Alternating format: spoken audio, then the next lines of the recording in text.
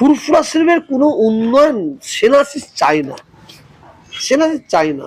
যার যা রুচি সে তার রুচি মতো কাজ করে না। ফুরফুরা শরীফের পীরজাদার নিশানায় পরিবহন মন্ত্রী স্নেহাশিস চক্রবর্তী। তাকে তীব্র আক্রমণ শানালেন তহা সিদ্দিকী। বৃহস্পতিবার থেকে হুগলির ফুরফুরা শরীফে শুরু হচ্ছে 3 দিনের ধর্মীয় অনুষ্ঠান। পাম্প চালিয়ে উঠছে বিল, কেএসবি পাম্প বাঁচায় বিদ্যুৎ, বিলের প্রবলেম গেল।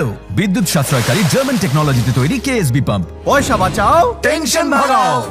পুণ্যার্থী সমাগমের আগে পরিচালন ব্যবস্থা ও পরিকাঠামো খতিয়ে দেখতে বুধবার সেখানে যান ফুরফুরা উন্নয়ন পর্ষদের চেয়ারম্যান ও সপ্তগ্রামের তৃণমূল বিধায়ক তপন দাশগুপ্ত এবং ফুরফুরা শরীফ যে বিধানসভার আওতায় পড়ে সেই জাঙ্গিপাড়া বিধানসভার তৃণমূল বিধায়ক স্নেহাশিস চক্রবর্তী। সরকারি প্রতিনিধিরা সেখান থেকে বেরিয়ে আসার পরেই পরিবহন মন্ত্রী তথা স্থানীয় তৃণমূল বিধায়ক স্নেহাশিসের ভূমিকায় ক্ষোভ উগরে দেন পীরজাদা তহা সিদ্দিকী। রাজ্য সরকারের একটা লোক, সে বলতে পারছে না কেন?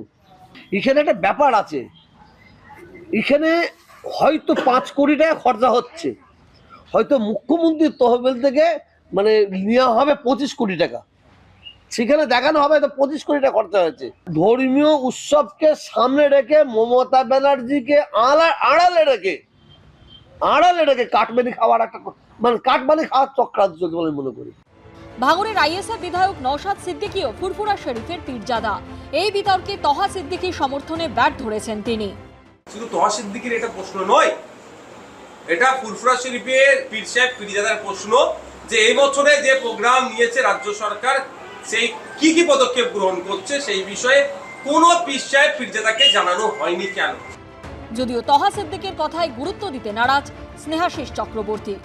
ফুরফুরা ইসালের সব খুব সুন্দরভাবে হবে, তার সরকারি ব্যবস্থাপনা নিখুঁতভাবে আমরা রেখেছি, যাতে যারা পিলগ্রিমরা আসবে, ভক্তরা আসবে, তারা যাতে সুষ্ঠুভাবে তাদের এই পবিত্র জায়গায় আসতে পারে এবং আবার ফিরে যেতে পারে, সেই সব ব্যবস্থা আমরা সব করেছি। আমরা সেটা নিয়ে এখন ভাবছি।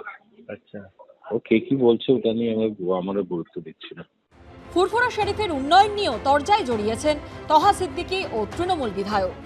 সেনাশিস ফুরফুরা শরীফের প্রতি শুরু থেকে অনিয়া। সেনাশিস আজ প্রায় 13 থেকে 14 বছর আমাদের ফুরফুরা শরীফের এমএলএ। আমি লিখে দিতে পারি, সেনাশিস চ্যালেঞ্জ করতে বলুন যে ফুরফুরা দরবার শরীফের জন্য 14 বছরে 14 টাকা উনি খরচা করেছে। 14 টাকা ফুরফুরা দরবার শরীফের জন্য খরচা করেছে। উনি চিরকালই এরকম বলতেই থাকেন। ফুরফুরা অঞ্চলের মানুষ জানে। আচ্ছা, এবং ফুরফুরা অঞ্চলের মানুষ বারবার এর জবাবও দিয়েছে ভোটের মাধ্যমে। আগামী দিনে ভোটের মাধ্যমে জবাব দিয়ে দেবে কোনটা ঠিক কোনটা বেঠিক। পরের বছর বিধানসভা ভোটে কি এই সংঘাতের কোনো প্রভাব পড়বে? সৌরভ বন্দ্যোপাধ্যায় ও সোমনাথ মিত্রের রিপোর্ট, এবিপি আনন্দ, হুগলি।